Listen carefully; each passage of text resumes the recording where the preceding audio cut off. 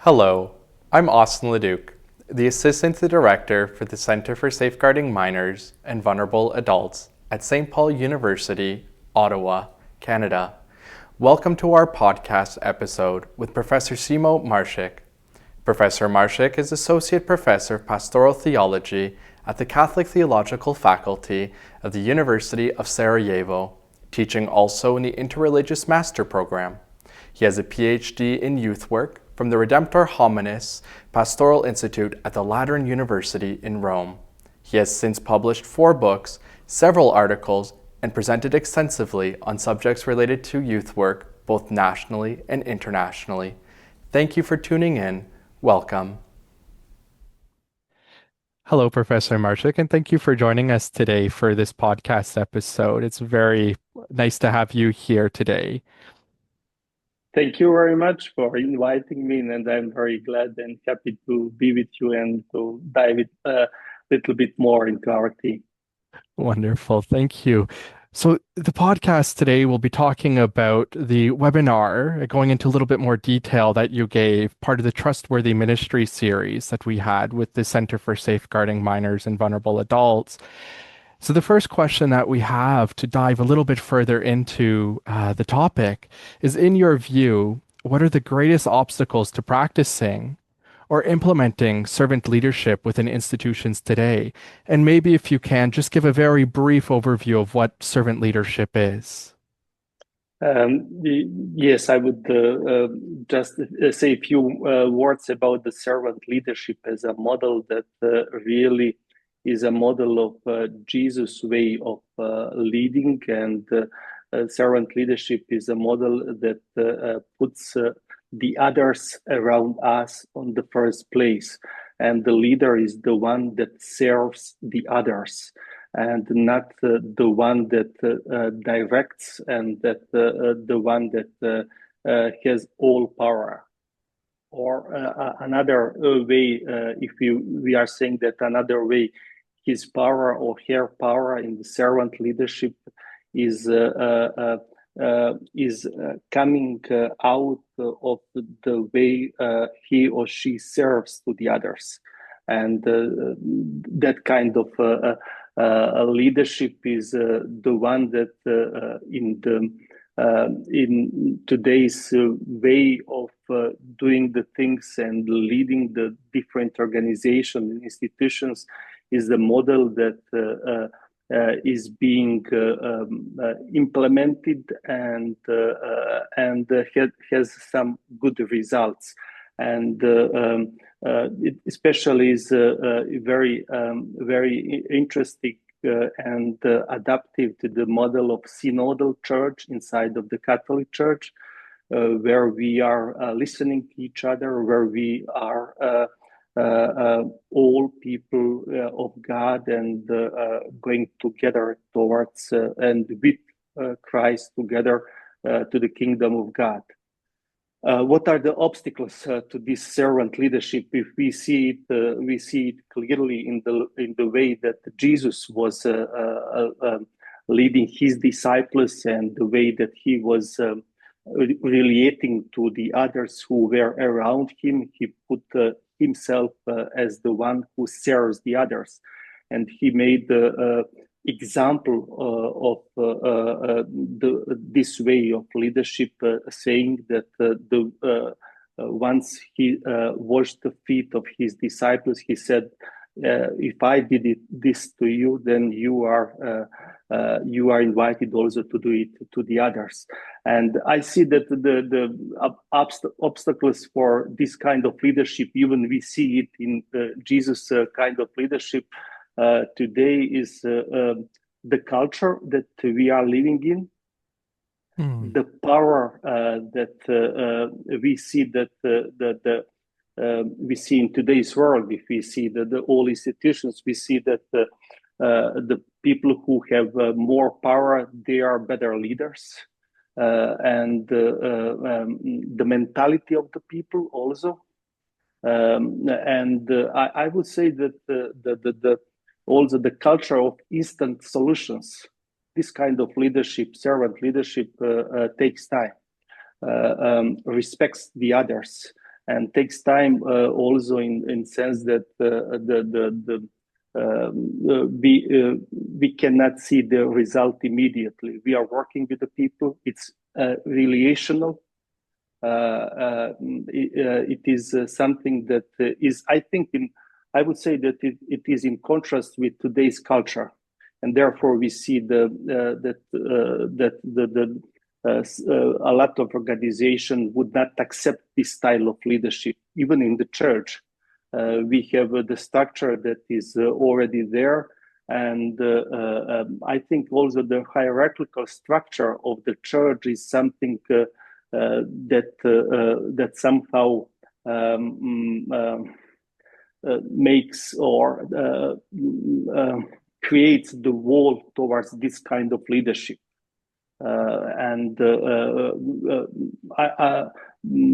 According to my understanding and thinking, I see that this way of church that today is presented as a synodal church is opening the door to the servant leadership as a model also in the church. That is really then presenting leadership that is trustworthy and that is respecting the others and working together with the others. That's wonderful. Yeah. So what I'm hearing really is that there's conflict in the sense with the culture of today, that the way that within societies and institutions, it's sometimes the servant leadership, which can be modeled after Jesus's ministry, is oftentimes in conflict with the way that things are approached. Yes. Yeah. Therefore, there is it is. I would say, out of my experience, sometimes it is much more efficient if you are using traditional leadership in contrast with the servant leadership model. Because then you got results very easy. You have things done, and it is more like goal-oriented. And servant leadership is more like it's more value-oriented and people-oriented, and the others-oriented, and serving-oriented. Right. Listening-oriented, empathy-oriented, and sometimes this kind of leadership is not as efficient as today's world would like it, and today's culture, I would say. We appreciate more like success-oriented organizations. Even I would not say that the servant leadership is not success-oriented leadership model. In the end, it is, but it takes time. It is more people-oriented. It's more serving-oriented, empathy and listening-oriented, and value-oriented. Not only success and not only efficiency-oriented. Yeah. I think with also from there, we can move to look at concrete ways that individuals in leadership roles can foster a spirit of collaboration and shared responsibility within their communities or institutions, as we see through leadership, servant leadership. Would there be concrete ways or examples that you would be able to give of such fostering of servant leadership? I think that what I notice in looking at the servant leadership and trying to implement it in as a leader of the Youth Center John Paul II in Sarajevo is really first of all it is listening to the others.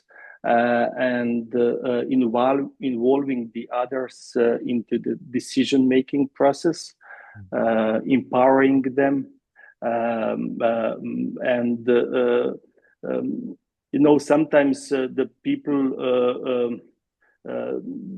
people need some explanation, and we have to enter into the explanation, and that means that we have to to be ready to with the arguments to explain ourselves if we are leading or going in some directions. I think it's very important that also the leaders do have this ability to explain themselves and to with the arguments if they are doing something in the way that the others are questioning. There is an example of that in the Bible when Peter was doing something, and then the other apostles questioned him, and he explained himself. He could the way that the traditional leaders would do it would be I have all the right to do it, and I did it, and I don't need to explain myself.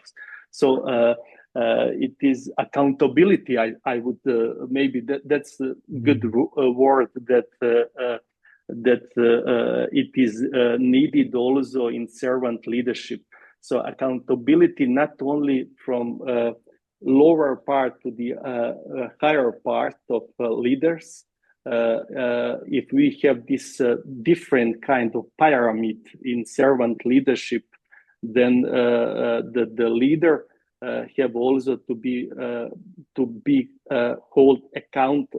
What is the word? Accountable for Right. that what he or she is doing, and there are some more characteristics that are very important also for the servant leaders if he wants to foster more collaborative community around himself. I think the way that Jesus was doing it is by his example.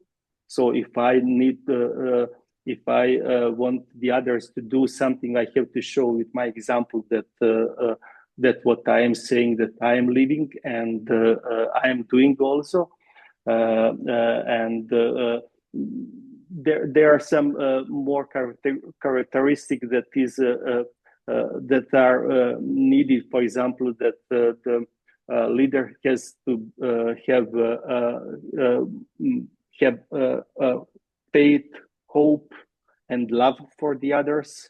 And for example, a hopeful leader would be enthusiastic, and he would also foster this kind of atmosphere or climate around the people that he is working with. And he has to have also, he is invited or she is invited as a leader to have also ability to build a community. For example, that's very important, and the others are seeing it, you know. So, and this is, I think that I'm coming back to the first characteristic that I said. It's listening. It's really listening attentively to the people, and the people around this leader that is living in this way as a servant leader. The people would see that the leader is really interested in that what they want to say. It's not just listening only because of listening, it's listening with the heart. And this kind of approach, the Pope Francis would say that the today's leaders, if they want to be really servant leaders, they have to have a smell of the sheep. That means that we have really to walk in the shoes of the others in order to say to them that we are servant leaders, that we are there for them. We are on our. We can have also the position, but the power is not coming only from the position. It's coming from our way of relating to the others, and the others would see that we really care for them. We want them to grow. We want them to succeed, and we give them the power to make a decision together with us, or on some levels also on their own. And even if they make a mistake, so it's not the mistake is always the place where we can learn something. The mistake is not end of the world, and it's only a place where we can learn something more. That's wonderful. Yeah. So leading by example, to listen and to listen from the heart or within the heart, and to also be accountable. That's very important with servant leadership from what you've mentioned there.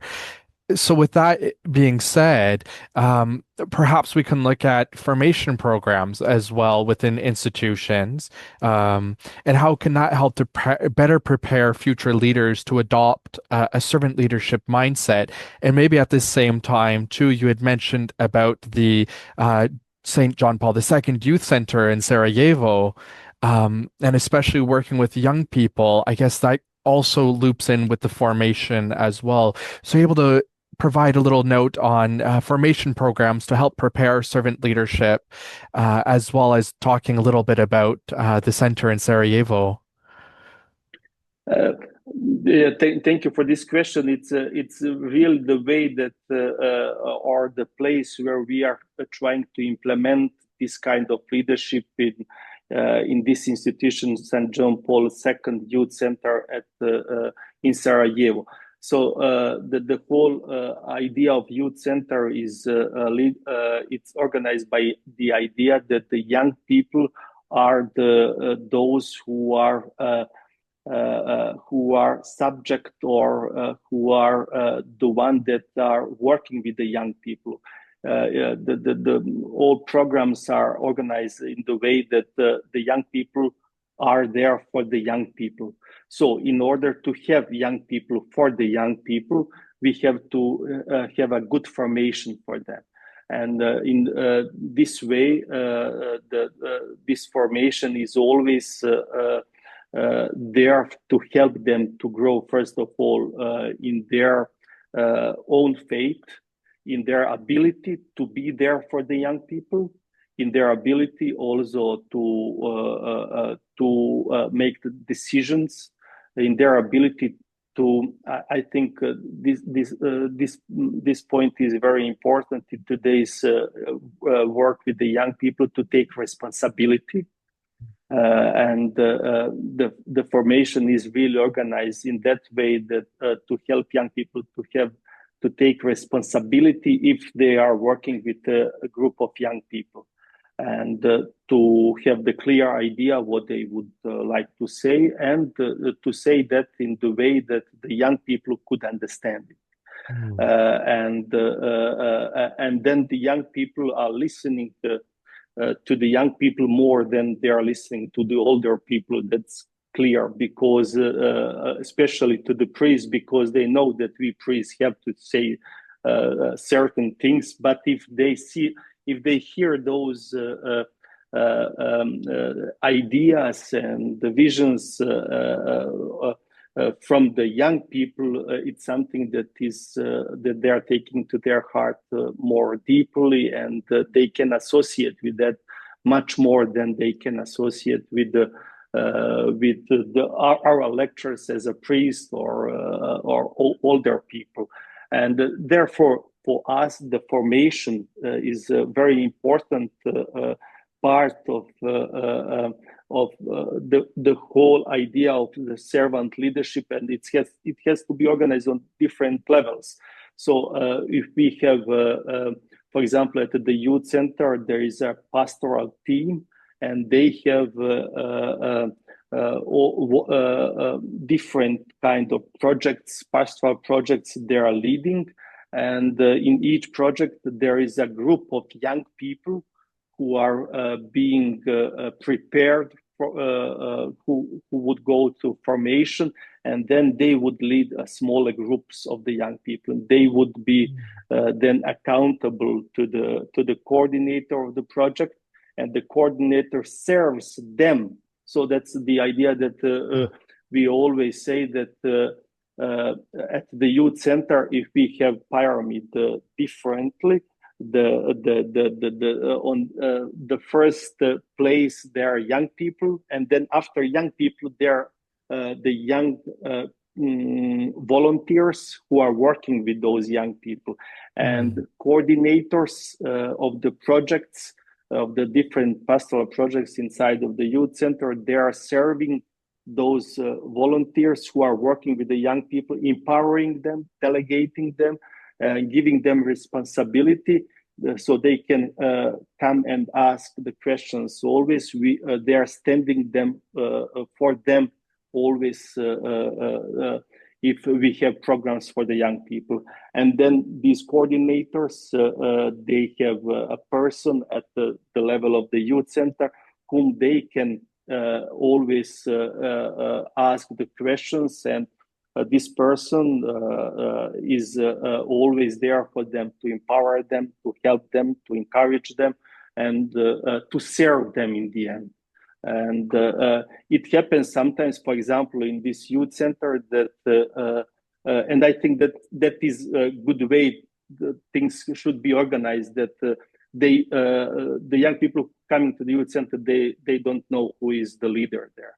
They see there first those young people working with them, and they see the youth center to them, not to the priest. And I would come maybe once in a week. They can see me on the mass, and I would be there. I can always come and be there with them, but they sometimes they don't know who is leading the whole youth center, or who are the project coordinators. They know for the young people who are working with them, and that is the youth center for them. And I think that's great, because the leaders should be on the side. We are supporting them. We are helping the young people who are working with the young people to grow, to take the responsibility, to stay there with the young people, to serve the young people. And sometimes I think that we don't have to be as visible as the young people, because if you have that pyramid, and the leader is just supporting the others, and he or she is on the side and not always there in some occasions, okay, but it's not about us, it's about the young people. I think that's the way of the servant leadership. It should work. Thank you, Professor Maršić, for your wonderful shared insights and your experience that you have with servant leadership within your research and within the John Paul II Youth Center. So we would like to thank you for being present with us for this podcast episode. Thank you. Thank you very much, Austin. Thank you for this opportunity to share with you my experience and my understanding of servant leadership. Thank you very much. Thank you.